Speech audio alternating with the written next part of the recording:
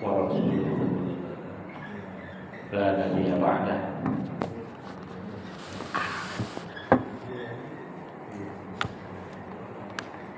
اللهم صل وسلم على نبينا محمد وعلى آله وأصحابه أجمعين. أعوذ بالله من الشيطان الرجيم. بسم الله الرحمن الرحيم. شهر رمضان الذي أنزل فيه القرآن هدى للناس وبينات من الهدى والفرقان. Puji syukur kita panjatkan hanya kepada Allah yang Maha Luhur, yang telah memberikan nikmat kepada kita sehingga pada pagi hari ini alhamdulillah kita bisa berkumpul di majelis di masjid yang mulia ini. Salawat dan salam mudah-mudahan tercurah kepada Nabi besar Muhammad sallallahu alaihi wasallam. Beliau adalah tauladan kita semua yang membimbing kita menuju jalan yang paling terang, yaitu jalan Islam. Pertama-tama saya ingin menyampaikan terima kasih kepada Pak Haji dari Masjid Al-Furqan atas tahniah. Ini saya juga sebetulnya agak di luar dugaan, karena saya tidak begitu waktu mengajukan itu nggak begitu berharap banyak, gitu ya. Saya ngajuin aja, gitu ya. Mudah-mudahan lolos terus. Ya, jadi mudah-mudahan lolos terus. Dan alhamdulillah kemarin diserahkan langsung SK-nya oleh Menteri Agama. Biasanya online, rata-rata online sekarang. Seringkali memberikan SK itu online. Kemarin alhamdulillah bulan Desember tahun 2025 tanggal 15 secara offline diberikan. Ini informasi aja nih, ini berkah juga. Coba kalau SK-nya Januari, itu pengaruhnya beda. Kalau SK-nya Januari, urus airnya tahun depan lagi. Alhamdulillah, di luar dugaan semua Bang Haji ya. Mungkin ini doa-doa dari jamaah Al-Furqan. Jadi beda berapa hari bisa beda, akibatnya beda. Nggak tahu, mungkin kita sistemnya begitu kali ya. Jadi kalau yang ngerti itu kalau SK itu Desember, Januari udah. Tapi kalau Januari itu tahun depan gitu. Ya sudah keluar tapi belum masuk. Biasanya kalau ini dirakam aja ya. Ya mohon doanya, mudah-mudahan selalu diberikan kekuatan untuk belajar ya. Hari ini saya mengambil judul menjemput kemenangan melalui persiapan Ramadan yang paripurna, sebuah panduan strategis menuju madrasah rohani. Sebelum itu saya akan bacakan satu pantun berbahasa Arab. Karena ini saya bahasa Arab, saya katanya ada bahasa Arab. Ya sahara sabar qad jita bil birri wan nur tuhayyul quluba li Ramadan syahris surur man shoma nafsahu fika faza bil qabul wa man akhlasa lillahi nala a'dhamal ujur. Mudah-mudahan tidak paham ya. Artinya adalah wahai bulan Ramadan, engkau datang membawa kebaikan dan cahaya, mempersiapkan hati menyambut Ramadan, bulan penuh kebahagiaan. Siapa yang menjaga diri di dalammu, maka ia meraih penerimaan. Dan barang siapa yang ikhlas karena Allah, maka ia akan memperoleh pahala yang besar. Jadi di Arabnya puitis, di Indonesia jadi nggak terlalu puitis.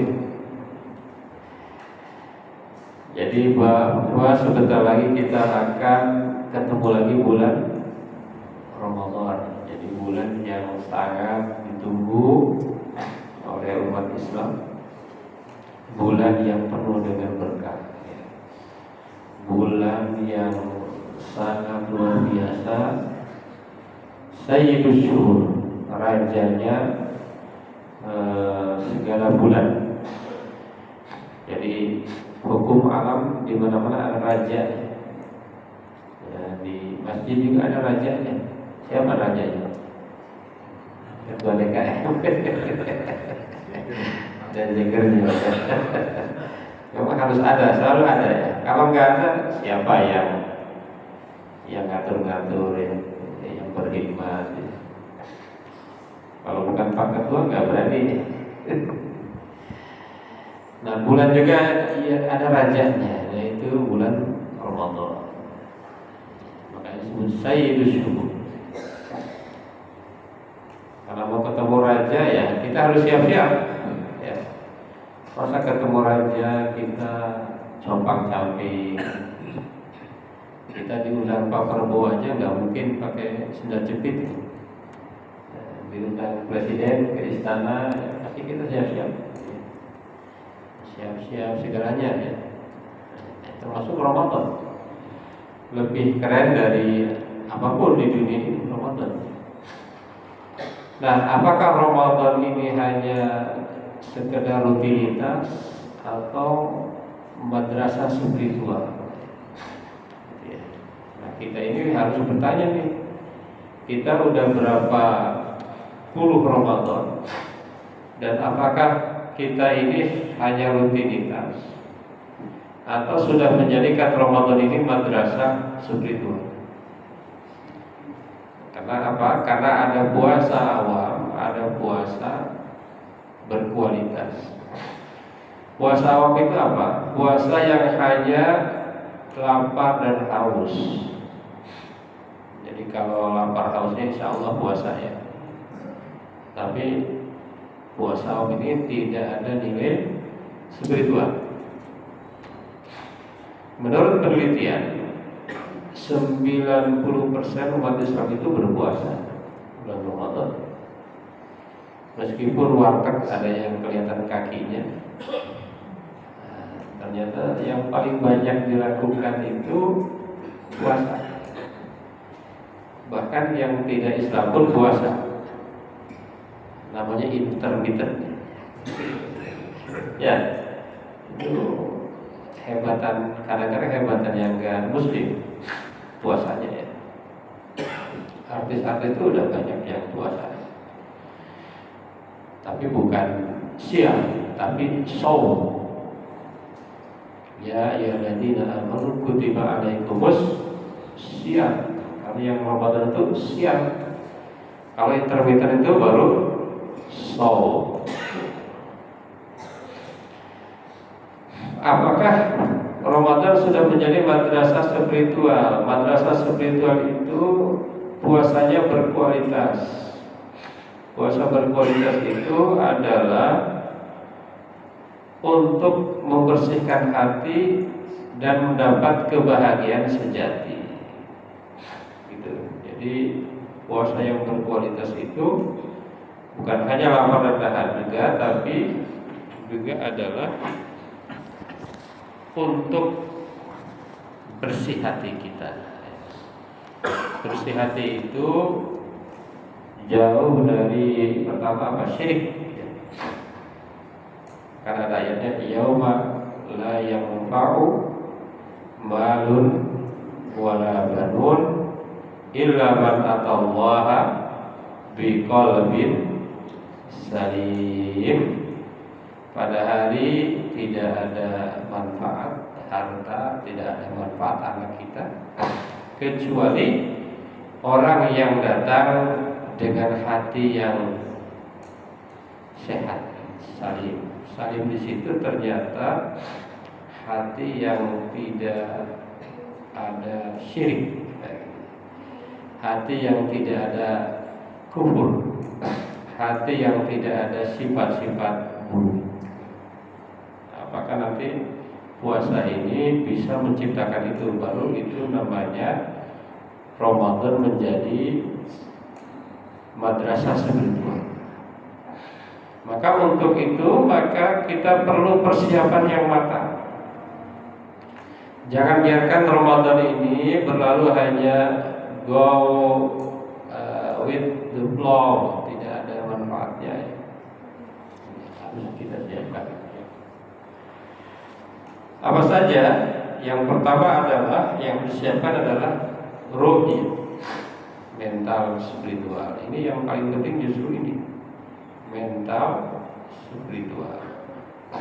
Yang kedua ilmiah, yaitu ilmu untuk berpuasa agar puasanya berkualitas. Karena kalau tidak ada ilmu, puasa kita nggak berguna sama sekali. Yang ketiga maliyah jasadiyah, yaitu maliyah itu harta, jasadiyah fisik. Seperti hartanya harus cukup, fisiknya juga harus cukup. Hartanya untuk bisa berbuka, untuk bisa zakat, fisiknya agar sebulan itu bisa penuh. Kecuali ibu-ibu ya, ibu-ibu boleh tidak penuh, atau kita yang sedang dalam perjalanan. Persiapan amaliyah yang terakhir adalah persiapan amaliyah. Jadi target ibadah kita seperti apa? Karena kemenangan tidak datang tiba-tiba, ia dijemput dengan strategi yang sempurna. Yang pertama adalah bahwa persiapan ruhiyah,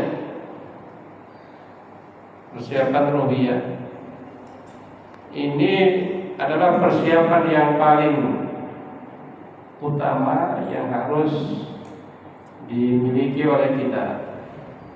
Maka Al-Quran menyatakan firman Allah, A'udzubillahi minasyaitonirrajim. Ternyata di situ ayatnya keliru ya. Ya ayyuhan nas qad ja'atkum mau'izatun mir rabbikum wa shifaa'un lima fis sudur wa hudan wa rahmatun lil mu'minin. Wahai manusia, sungguh telah datang kepadamu pelajaran dari Tuhanmu, penyembuh dari bagi yang sakit yang ada dalam dada, dan petunjuk serta rahmat bagi orang-orang yang beriman.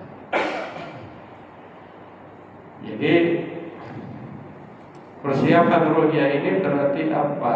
Kita persiapan terkait dengan spiritual. Jadi kita harus sebelum Ramadan ini terbiasa dengan Quran. Karena Quran itu ada empat fungsi daripada Quran. Yang pertama mau'izah. Mau'izah itu adalah pelajaran. Jadi kalau kita ngambil pelajaran dari Quran itu nggak ada yang tersesat. Coba apa yang menurut Quran itu seperti ini lalu salah, nggak ada. Misalnya kalau mau sukses di dalam Quran itu kan ada 5: as-sabirina was-sadiqina wal-qanitina wal-munfiqina wal-mustaghfirina bil ashar. Kalau mau sukses itu 5: 1 sabar, 2 jujur, 3 taat, 4 infak, 5 istighfar di waktu sahur. Udah 5 itu pasti sukses, pasti sukses. Tidak ada yang bisa menolak ini 5 ini. kok ini rajin sholat tapi belum sukses. Nah, itu bisa jadi kurang sabar. Kurang sabar belajar. Kalau dagang kurang sabar ketika rugi, ketika menghadapi masalah. Jadi Quran itu pelajaran. Cuma kadang-kadang yang ngambil pelajaran bukan orang Islam. Misalnya dalam dunia perdagangan, bisa jadi yang tidak Islam malah lebih bagus, bisa jadi dalam pelajaran perdagangannya. Misalnya di dalam ayat tentang utang, kita disuruh mencatat. Kalau ada utang itu suruh mencatat. Yang paling bagus catatannya bisa jadi bukan kita. Tentang utang, seperti di bank itu penting melaksanakan itu. Ya ayyuhalladzina amanu idza tadayantum bidainin ila ajalin musamma faktubu. Ayat yang paling panjang itu kan ayat tentang hutang. Dalam Quran itu boleh berhutang, kalau berhutang dicatat. Tapi Nabi mencontohkan kalau berhutang itu tidak lama-lama. Setahu saya Nabi itu ngutang itu nggak lama bayarnya. Kalau kita malah 25 tahun. Jadi mencontohnya boleh ngutangnya doang, lamanya itu ini nggak sesuai. Coba kamu ikuti Nabi, apa yang jadi masalah? Nabi misalnya menggunakan emas hadiah. Itu emas sampai sekarang aman ya. 2021 itu emas di bawah 1 juta. Sekarang 3 juta. 3 juta harga resmi. Mau beli nggak ada barangnya. Ini luar biasa ya. Luar biasa. Quran itu adalah pelajaran. Jadi kalau kita menggunakan Quran masih keren. Misalnya lagi, yang lemah umat Islam itu kan infak ya. Infak itu termasuk yang paling lemah. Sedekah zakat. Nanti bulan Ramadan insya Allah kalau jamaah Al-Furqan ini paling banyak. Secara keseluruhan katanya menurut penelitian paling lemah itu zakat. Paling tinggi puasa, paling lemah zakat. Haji antri. Kalau haji antri itu termasuk tinggi ya. Meskipun antrinya 5 jutaan, sementara masyarakat Indonesia ada 300 juta. Artinya yang mampu belum begitu banyak. Cuma yang udah berkali-kali banyak. Nah, gitu. Saran saya sih kalau yang udah berkali-kali jangan sering-sering, gantian. Walaupun alasannya menjadi apa itu? Sekarang tuh istilahnya apa? Pegawai itu ya. Tim gitu ya. Nah, tim yang udah berkali-kali kalau bisa ya gantian. Gitu ya. Yang kedua penyembuh sifat. Jadi Quran itu penyembuh dari penyakit, terutama penyakit lahir dan batin. Terutama batin. Kalau kita rajin baca Quran, insya Allah batinnya sembuh, jasmaninya sembuh. Menurut kedokteran kan 80% dari pikiran, dari batin. Jadi kalau Quran itu penyembuh benar juga, karena 80% dari pikiran, 20% dari makan dan olahraga. Hudan petunjuk, ini petunjuk dalam akidah, dalam muamalah, petunjuk warahmah dan kasih sayang. Quran itu luar biasa. Jadi sebelum Ramadan ini bagusnya kita sudah semakin dekat dengan Al-Quran, semakin dekat dengan Al-Quran Al-Karim. Yang kedua, persiapan ruhiyah ini adalah meluruskan niat. Di menghadapi Ramadan ini betul-betul niat kita di perbaiki lagi. Khawatirnya niat kita masih kurang bagus, niat kita kurang begitu yakin, karena semua itu berawal dari hati. Tanpa niat yang benar, puasa itu ya hanya intermittent aja. Mungkin kurusnya dapat, dietnya dapat, tapi pahalanya tidak. Kalau tidak ada niat. Yang kedua, persiapan ilmiah. Jadi jangan sampai puasa sia-sia karena tidak punya ilmu. Itu ya. Misalnya nggak tahu kapan buka, kapan sahur. Sahurnya jam 7 gimana? Nggak jadi ya. Atau bukanya jam 12. Sekarang kok nggak ada kali ini yang begitu ya. Dulu zaman tahun 70, 80 itu masih banyak.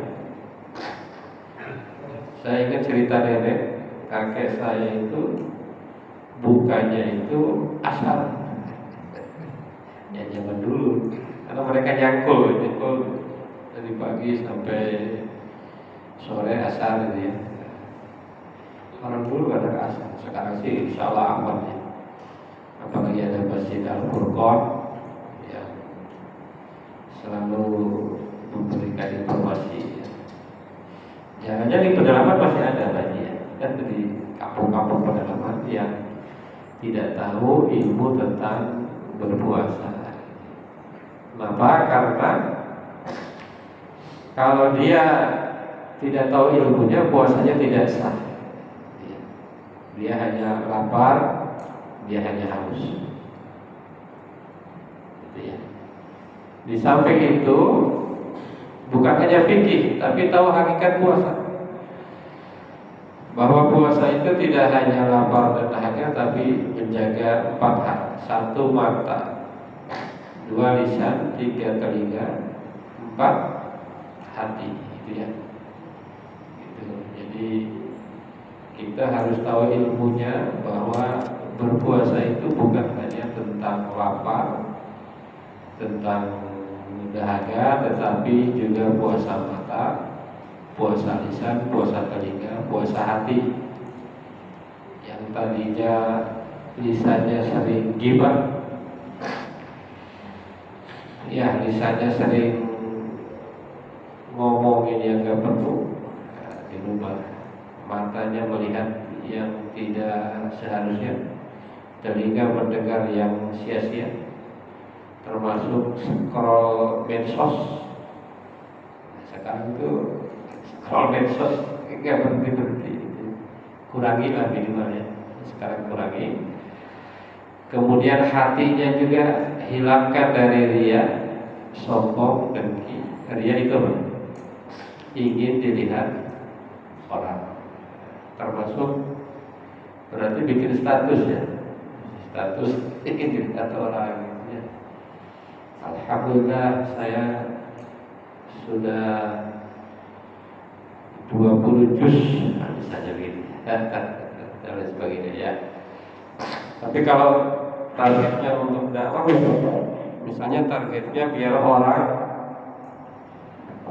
ini ingat bahwa ada target-target untuk dakwah, nggak apa-apa ya. Itu yang kedua. Yang ketiga adalah persiapan amaliyah, persiapan yang bersifat amal-amal kita mau seperti apa ya. Ya. Mau seperti apa? Misalnya nanti selama Ramadan mau baca Quran berapa juz?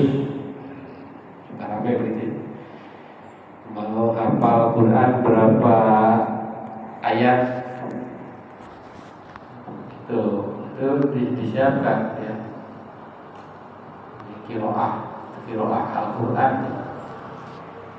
Qiraah itu bukan hanya tilawah, ada 3 level.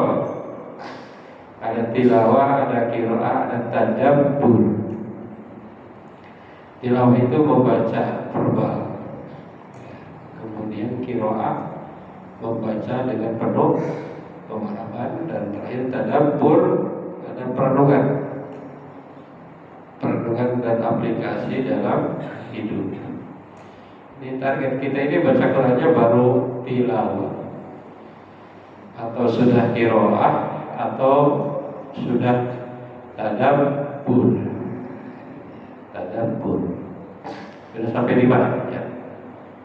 Kenapa? Karena sebaik-baik orang man ta'allama al-Quran wa 'allamahu, orang yang belajar Al-Quran dan mengajarkan Al-Quran. Gitu. Jadi sering baca Quran, kemudian dipahami, kemudian ditadabburi. Waktu saya S2 dulu di UHAMKA itu, saya termasuk ini ya, terenyuh tuh. Jadi satpam itu lagi diskusi Quran ya. Satpam aja diskusinya Quran. Diskusi ini security itu diskusinya Quran. Luar biasa ya. Ini bukan diskusi politik. Kemarin ada ungkapan yang bagus menurut saya. Kalau Anda bukan anggota partai, sebaiknya jangan ngobrolin politik. Maksud itu ya. Iya, nggak ada gunanya begitu. Sebaiknya jangan, apalagi berdebat tentang politik. Mending berdebat Quran aja, diskusi. Kita kadang-kadang sayang itu menggunakan kemampuan kita untuk hal-hal yang tidak penting. Kalau anggota partai bagus, ya memang dia kan di situ. Tapi kalau kita hanya rakyat biasa, politik itu jangan terlalu ini jadi masalah. Boleh membicarakan politik, tapi jangan sampai berlebihan. Sehingga seperti di medsos saling hujat dan nggak ada untungnya, gitu. Sesuatu yang tidak ada untungnya. Itu yang ketiga. Yang keempat adalah persiapan maliyah jasadiyah, persiapan harta dan persiapan jasad. Maka kita harus hartanya dicek lagi. Sudah berapa emasnya? Dan ada berapa? Ada 85 gram, berarti harus zakat. Gimana kalau 40 gram harus zakat nggak? Wajib zakat nggak? Enggak. Coba boleh zakat nggak? Boleh. Kan taunya kalau belum 65 nggak wajib. Ya nggak wajib, itu juga boleh aja. Kalau mau boleh aja. Itu ya. Selama 11 bulan dikumpulin. Nah, ini untuk persiapan bulan Ramadan. Maka disinilah perlu umat Islam itu memang tidak miskin. Bagusnya gitu ya. Banyaknya kaya. Walaupun miskin hukum alam selalu ada ya. Ya. Jadi kalau bisa menjadi orang kaya yang dermawan seperti Rasulullah Shallallahu Alaihi Wasallam. Kemudian jasadiyah. Nah, ini berarti persiapan badan. Ini dari mulai makanan, minuman, dan olahraga ya. Kita siapkan agar 1 bulan itu kita bisa puasa full, kecuali dalam keadaan tertentu.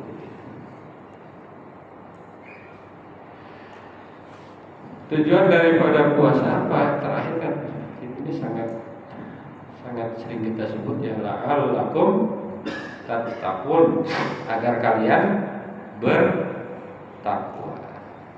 Jadi ya, agar kalian bertakwa. Ada yang membahas kenapa Allah bilang tattaqun, kenapa Allah tidak bilang muttaqin. Ya, ini katanya bertakwa itu artinya berproses menjadi takwa. Artinya apa? Artinya adalah bahwa takwa itu terus, tidak berhenti. Takwa itu terus, karena takwa itu bisa berubah-ubah, bisa naik turun kayak iman.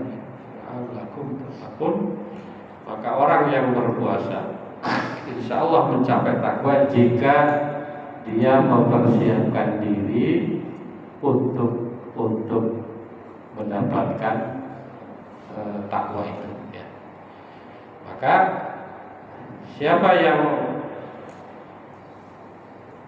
akan menjadikan Ramadan sebagai madrasah? Siapa? Tentu orang-orang yang ini punya empat ini. Pertama hatinya dia sudah ikhlas, sudah niat karena Allah. Kita jangan sampai ketemu Ramadan ini malah sebel itu. Jangan sampai gitu. Waduh, puasa lagi nih. Sampai begitu. Justru kita kalau ketemu Ramadan itu kita gembira ya. Yang kedua kita paham ilmunya ya. Ilmunya syarat, rukun, larangan puasa ya. Jangan sampai puasa merokok. Kan merokok itu tidak makan. Jangan sampai gitu. Yang penting nggak makan minum, ngerokok nggak apa-apa. Wah, salah lagi. Karena ada juga orang perokok itu lebih baik nggak makan daripada merokok ya. Ada juga yang buka puasanya merokok kan. Alhamdulillah. Bagi saya yang nggak merokok aneh. Jadi bagi mereka yang merokok, wah itu biasa aja, paham.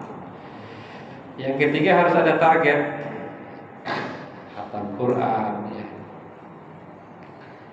terus sholat malamnya ya, dan sebagainya. Kalau saya punya usul, jangan hanya baca Quran ya, tapi sedikit-sedikit dihafal. Sedikit-sedikit dihafal agar bisa mentadaburi ya. Misalnya dihafal satu ayat aja. Ila fi Quraisy ila fi rihlatas syita'i was sayfal ya'budu rabb hadzal bait alladzi at'amahum min ju'in wa amanahum min khauf. Ya gimana mau mentadaburi kalau enggak hafal gitu. Misalnya ayat itu aja, alladzi at'amahum min ju'in wa amanahum min khauf. Yang keempat, fisik dan harta. Mudah-mudahan kita bisa menyiapkan 2 hari lagi ya. Fisiknya sehat, hartanya juga cukup. Saya kira itu Bapak Ibu jemaah yang dirahmati Allah. Sebetulnya ada lagi pantun terakhir. Nah, di sini ada, di sini nggak ada. Ada di sini. Ya, ini. Idza aqbala Ramadan fashhadil ibadah wa zayyinil qalba taqwa wa sidqan wa qiyamah. Laisa siyamu ju'an wala atasan faqat bal tarku dzambin wa husnul khuluqin wa karamah. Ketika Ramadan menjelang, ini terjemahnya, kuatkanlah tekad, hiasilah hati dengan takwa, kejujuran dan nilai mulia. Puasa bukan sekedar lapar dan dahaga saja, melainkan meninggalkan dosa, memperindah akhlak dan menebar kemuliaan. Saya kira itu yang bisa disampaikan. Barangkali ada yang didiskusikan, dipersilakan. Assalamualaikum warahmatullahi wabarakatuh.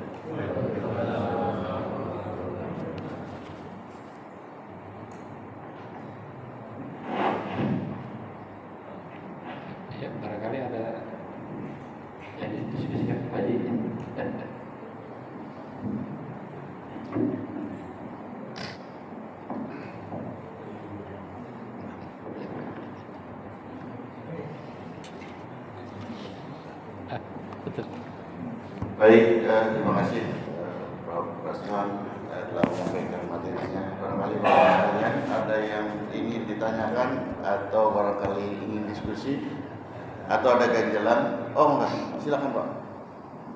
Langsung. Baik, aja.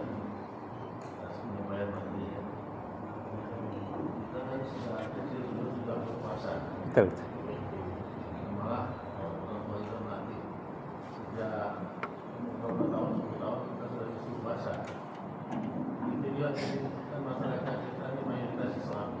Ya. Kalau perubahan suatu masyarakat atau suatu negara itu akibat kita berpuasa itu bagaimana?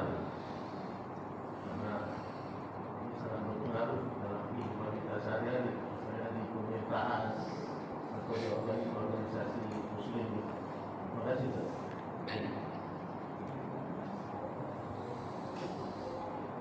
Dengan Pak Haji siapa? Pak Hasan. Pak Haji Hasan. Baik Pak Haji, ini pertanyaan ya. Kita dari kecil berpuasa 90% ya. Di Indonesia berapa persen ya? Kalau di dunia 90%, mungkin di Indonesia lebih kecil lagi ya, mungkin ya. Taruhlah 80%. Apakah berpuasa ini ada pengaruh di kita? Ini menurut saya pernah diskusi sama kepolisian, orang polisi lah, bukan kepolisian, seorang polisi. Kata beliau, kriminal itu jauh menurun di bulan Ramadan. Ya walaupun kalau di berita kan suka muncul yang kalau enggak ini kan berita itu kan enggak dibaca orang. Kalau di berita suka muncul pencurian di bulan Ramadan. Tapi secara keseluruhan, bulan Ramadan itu kejahatan lebih sedikit ya, secara keseluruhan. Jadi puasa itu sangat berdampak pada kehidupan. Apalagi kalau puasanya udah puasa yang level tinggi, itu para pejabat nggak akan korupsi. Karena puasanya masih level rendah ya, tidak makan minum aja. Kalau udah level tinggi, mungkin uangnya itu disedekahkan aja.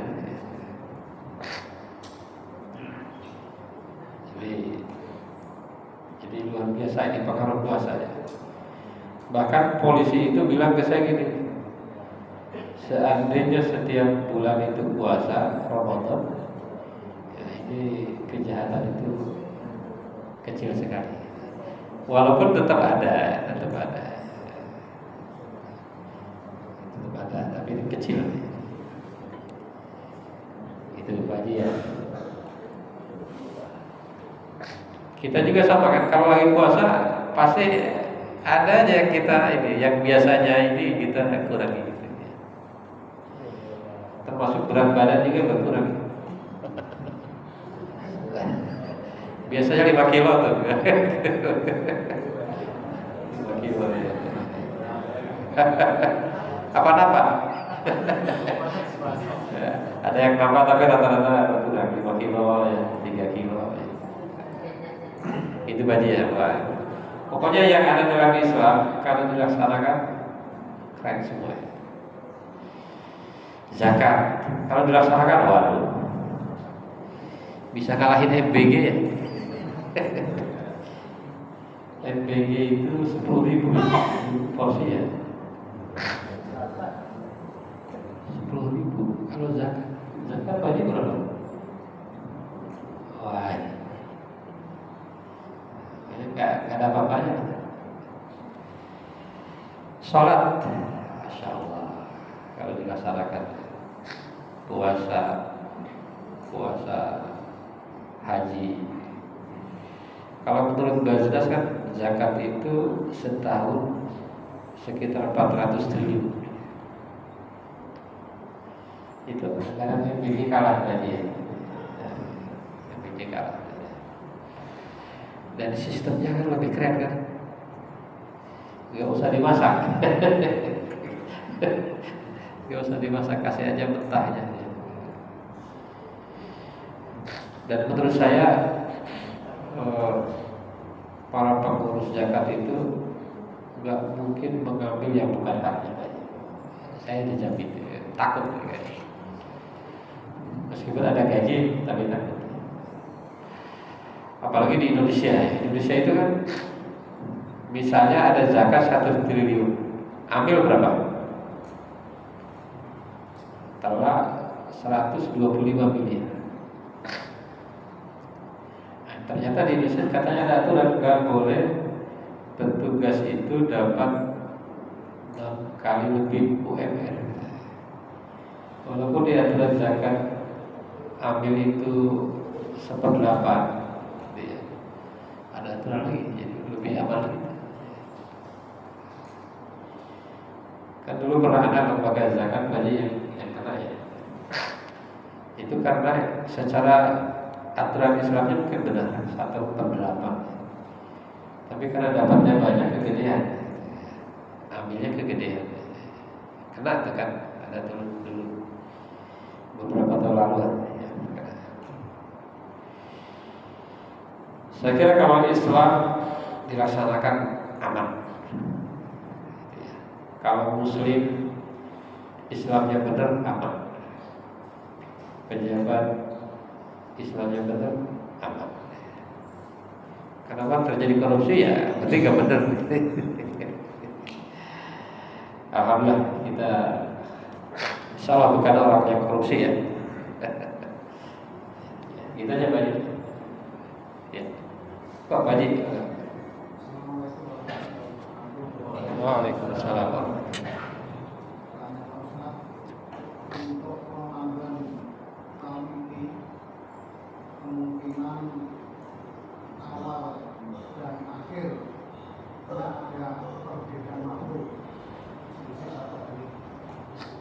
Kalau awal Ramadan biasa tidak begitu berpengaruh pada masyarakat, tapi ketika akhir Ramadan di mana ada satu kelompok yang masih puasa, di sini sudah berhari raya. Nah, inilah yang menjadikan permasalahan. Ada suatu bulan puasa kok makan, misalnya seperti itu. Ada yang sebaliknya seperti itu. Kayaknya ada masalah halal haram. Ya. Katanya kalau puasa siang hari, sedangkan kita berkumpul dengan istri suami kan begitu beratnya ancaman atau apa itu denda. Tapi karena mereka yakin bahwa sudah berhari raya, maka mereka makan itu berkumpul pun nggak jadi masalah. Sedangkan mereka yang masih berpuasa kan ada yang bercelopet atau ngomong hari raya orang masih berpuasa kok sudah makan itu berkumpul dan lain sebagainya lah. Dengan itu bagaimana kita mensikapi situasi kebingungan masyarakat yang di satu sisi masih berpuasa, di sisi sudah berbuka puasa. Nah, akhirnya kan ada suatu apa ya, gejolak di masyarakat. Bahkan ada yang kalau awal puasa dia ambil yang kedua, ketika berbuka puasa ngambil yang pertama, ambil untungnya toh. Ada yang begitu. Nah, untuk itu bagaimana sikap kita? Padahal kalau kita menyampaikan ya keyakinan, kalau kamu yakin hari ini hari raya, yo besok sudah tidak ada puasa. Tapi ketika yang besok masih berpuasa itu, hari ini tidak hari raya, monggo kita ingin penjelasan itu untuk singkat batin kita agar kita jadi tenang. Baik yang awal maupun yang akhir kan sama-sama. Itu ada nanti tentang keharaman berpuasa di bulan hari-hari raya Idul Fitri. Terima kasih. Assalamualaikum warahmatullahi wabarakatuh. Ini Pak Haji siapa Pak Haji? Suharto. Baik Pak Haji, ini pertanyaan menarik. Puasa beda awal atau beda akhir ya? Bisa lebarannya beda. Yang masalah itu kalau lebarannya beda. Sebetulnya tahun ini ada kemungkinan awalnya beda, lebarannya sama. Jadi tahun ini nggak masalah lebarannya. Insya Allah nggak masalah. Cuma tahun depan bisa jadi berbeda lagi. Ya. Jadi dua hal ini memang sampai saat ini tidak bisa atau belum terpecahkan. Masih akan ada kemungkinan beda. Ya. Tapi bagi yang tadi yang punya ilmu nggak ada masalah. Seperti Pak Haji kan tahu ilmunya. Yang penting yakin yang mana itu ambil sesuai dengan keyakinan. Bagaimana yakin ya? Yakin kepada ahli-ahlinya. Nah, saya lebih yakin nih yang tanggal 18. Ya ikut aja buat tanggal 18. Kan kalau dia yakinnya misalnya 18 lalu dia puasa, ya nggak masalah. Kalau yakinnya 19, 18 belum puasa juga nggak masalah. Termasuk tadi berhubungan, kan belum Ramadan gitu ya, nggak masalah. Cuma memang masalah itu terjadi pada yang awam, yang jarang ke masjid tuh. Tadi ya bergejolak itu biasanya begitu ya. Nyari masalahnya aja. Sebetulnya kalau yang sering ke masjid aman-aman aja. Ya aman-aman aja.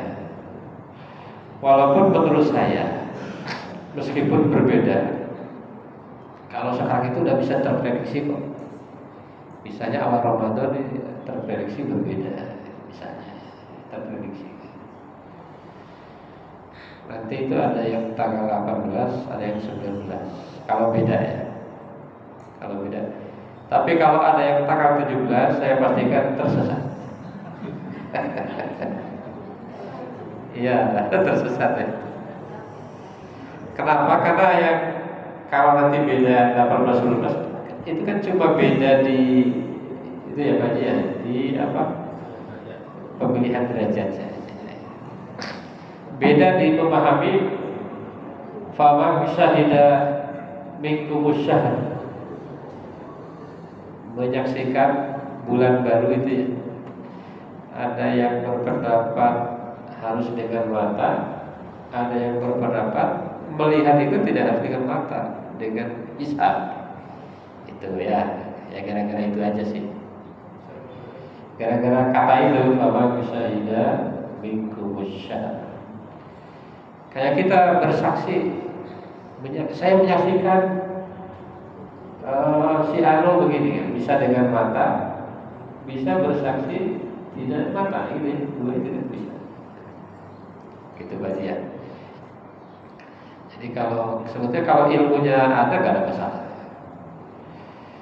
Ini kan yang suka nyari masalah itu yang pertama nggak berilmu atau orang ngerti tapi nyari-nyari masalah. Nggak ada masalah. Beda itu nggak ada masalah. Yang dalam Quran itu perbedaan itu akan selalu ada. Ya. Quran itu jelas perbedaan itu akan selalu ada. Walaupun nanti ke depan mudah-mudahan ada kalender, namanya kalender apa? Global. Ya, kalender global gitu ya, diakui seluruh dunia aja. Ya. Saya kira karena saya juga bukan ahli falak, ikut aja siapa yang paling kita yakini. Dan mereka itu orang keren-keren loh. Saya tuh pernah jadi asesor di UIN Wali Songo. Di Songo itu ada apa itu? Tempat itu rupiah segala macam.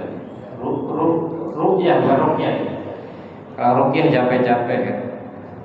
Rupiah dia orang namanya planeter itu apa? Dulu ada gambar matahari segala macam itu. Luar biasa ya. Jadi kalau mau mendalami harus kuliah bidang itu, gitu. Tapi karena kita nggak mendalami ikut aja.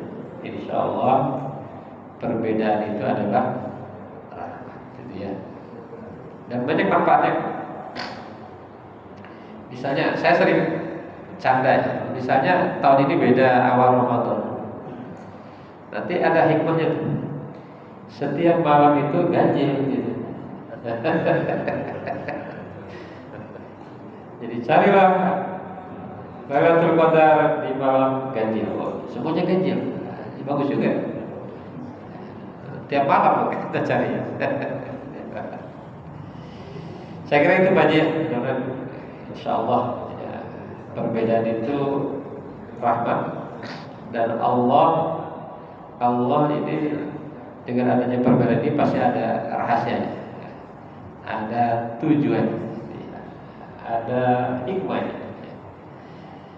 Kita kan selama ini menganggap oh ini masalah nih, nggak ada hikmahnya. Insya Allah ada hikmahnya. Jangan-jangan kalau nggak ada perbedaan tidak akan sekali di Islam itu ya. Terlalu adem gitu. Baik, Pak Haji, ada lagi? Ada lagi? Satu lagi, ada lagi. Bapak, ada? Satu lagi kita oke. Terkait dengan masalah pembayaran zakat fitrah. Gitu. Ada kalau kita menyerahkan langsung kepada para penerima biasanya dalam bentuk mungkin barat atau wujud beras. Tetapi ketika zakat fitrah diserahkan pada panitia di masjid-masjid yang ada di antara mereka menyerahkan dalam bentuk beras. Iya. Ada di antara yang menyerahkan dalam bentuk uang senilai beras atau 1 sok.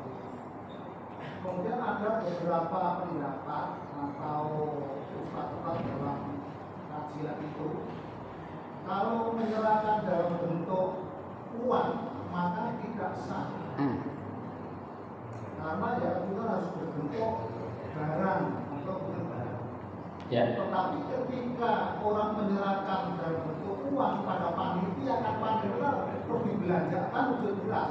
Ya. Ketika diserahkan kepada penerima kan sudah dalam bentuk beras. Nah, akhirnya kami juga pernah jadi panitia. Ya, mulai sekarang panitia yang menerima dalam bentuk beras, bukan uang. Walaupun ketika uang tetap kami belanjakan senilai itu, sehingga diterima oleh penerima itu sudah dalam bentuk beras. Namun juga ada beberapa ustaz yang menyampaikan bahwa apabila menyerahkan dalam bentuk uang adalah tidak sah. Asalnya mau tanya ini. Soal pertanyaannya masuk. Tadi Ibu ada yang mau tanya ya? Oh, ada ibu juga. Ibu juga. Monggo ibu, monggo. Nanti Pak Haji juga ya. Langsung bertanya langsung ya. Ibu siapa ibu? Satiningsi. Ratiningsi. Antiningsi.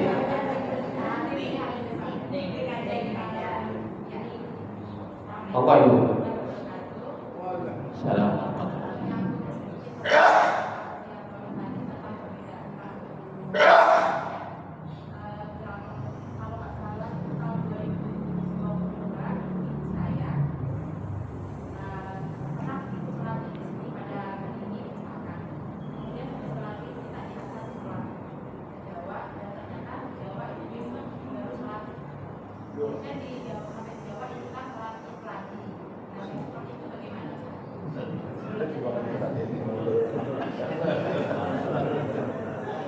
Jadi pulang ke Jawa.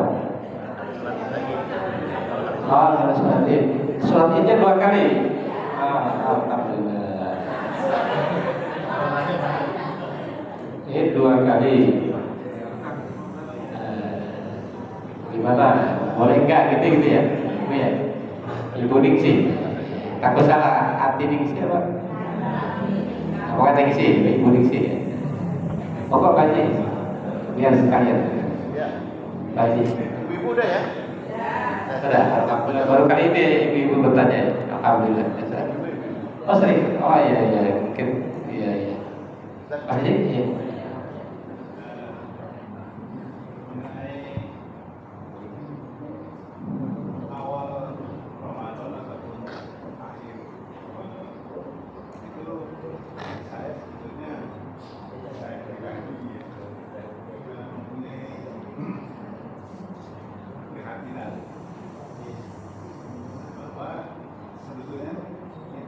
Islam yang sudah maju dalam ilmu pengetahuan Ya. dan astronomi itu kan sebetulnya bisa mengetahui secara ilmiah Ya. pemandangan dari fakta bahwa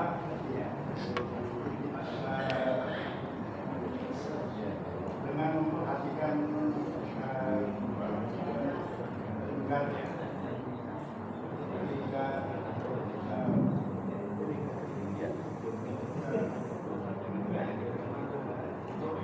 Rupiah, ya. ilmu pengetahuan saat ini itu juga bisa memperkirakan lokasi di mana letak bulan pada saat maghrib. Nah, kita menggunakan alat itu sebagai dasar untuk penetapan lokasi dari lokasi bulan Ya. alat itu akan menghilangkan keraguan dari orang-orang yang melakukan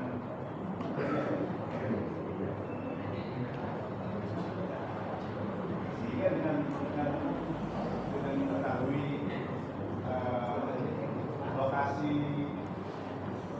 bulan di saat benar itu kita akan bisa menentukan menggunakan alat yang menurut saya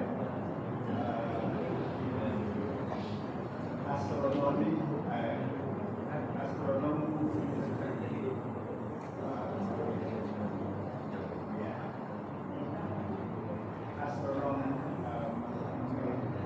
bulan yang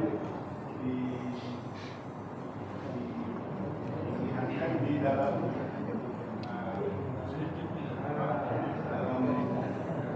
alat yang menggunakan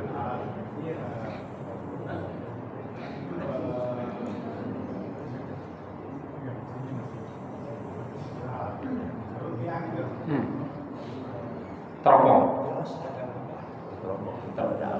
yang bisa Alat tahu pemantau ya. akan bisa Ya, baik sudah ketangkap Pak Haji.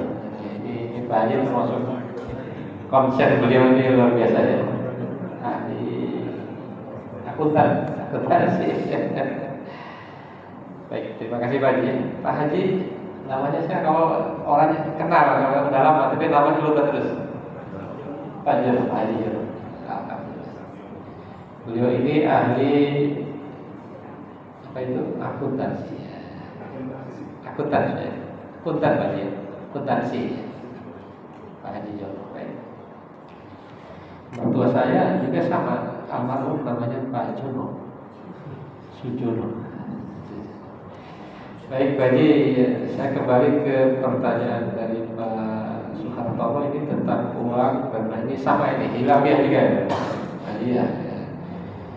Memang sebagai panitia zakat itu harus pandai-pandai betul.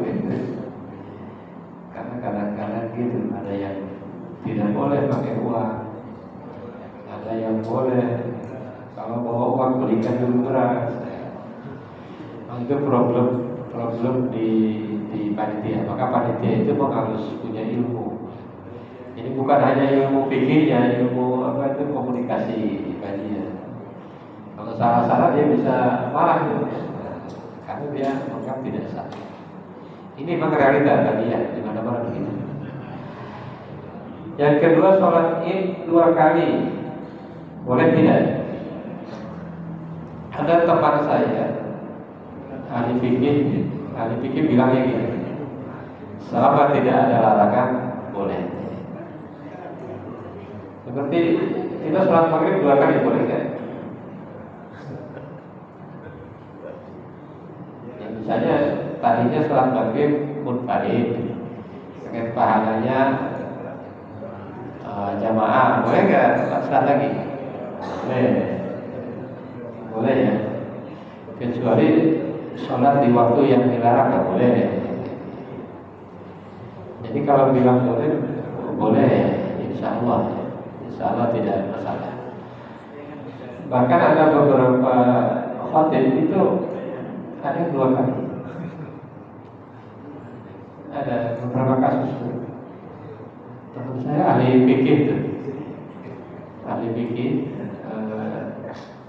konsep dia fikih 2 kali khotibnya. Pas lebarannya berbeda. Saya tanya, kenapa 2 kali? Gak ada larangan. Pertama gak ada larangan. Yang kedua, yang penting jangan bentrok. Kalau di hari yang sama gak boleh 2 kali, kan bentrok gitu. Gak mungkin satu orang di 2 tempat. Itu jawaban candanya gitu ya. Tapi insya Allah bisa diterjemahkan. Beliau ahli sangat sekali fikih ya. Gak apa-apa ya. Gak apa-apa. Yang penting niatnya adalah karena Allah tadi ya. Kemudian mengenai ini Pak Haji memberikan satu usulan, saya kira bagus sekali itu ya. Bagus sekali. Tapi kadang-kadang begitu. Orang-orang fikih itu gitu. Sumu li ru'yati wafturu li ru'yati. Puasalah karena melihat hilal dan berbukalah karena melihat hilal itu tadi. Jadi ru'yah itu atau syahidah itu kan maknanya tadi ada 2. Jadi yang Muhammad itu yang 2 derajat tadi ya. 2 sekarang 5. Oh ya, Muhammad yang 5 ya. Tadinya 2 ya. Jadi beda derajat itulah yang ada wujudul hilal, ada imkan ru'yah gitu. Kalau dalam bahasa Arab kan wujudul hilal artinya apa? Hilalnya wujud ada ya. Kalau imkan ru'yah bisa dilihat. Jadi ada yang berpendapat hilal itu yang penting wujud. Mau terlihat atau enggak, wujud ada. Gitu ya. Mata telanjang nggak bisa dilihat. Yang penting ada ya, udah masuk. Ada yang bilang nggak cukup wujud, tapi harus imkanur. Nah, itu nggak bisa bertemu tuh sampai sekarang belum ketemu. Saya kira orang-orang seperti Pak Haji banyak yang terus ingin gitu ya. Masa sih ini nggak terima gitu? Ya dari sana juga nanti gitu juga. Ya kan ini ayatnya begitu gitu kan bisa juga ya. Bicara yang elegan, berarti cara komunikasi tadi ya. Jadi penyelesaiannya bukan di harus sama, tapi yang penting komunikasi. Kalau di tingkat atasnya nggak ada masalah, di pimpinannya nggak ada masalah ya. Yang masalah itu orang awam sebenarnya, Pak. awal itu harus sama, kalau nggak sama nggak benar lah. Tapi kalau kita melihat di agama lain itu malah lebih parah lagi. Perbedaan itu, Islam itu perbedaan itu hanya yang kecil-kecil aja. Kalau jumlah rakaat maghribnya sama aja. Hajinya sama-sama ke Baitullah. Tapi kalau yang kecil-kecil, saya kira perbedaan itu betul rahmat. Mungkin Allah punya tujuan lain. Kenapa harus berbeda ini? Kan jadi ramai kan? Sudah ada diskusi. Jangan-jangan kalau tidak begini tidak ramai, ya. Tidak kuat. Islam itu tidak kuat. Saya kira itu Bapak Ibu semua tadi ya. Assalamualaikum warahmatullahi wabarakatuh. Waalaikumsalam warahmatullahi wabarakatuh. Baik, Ibu sekalian, menarik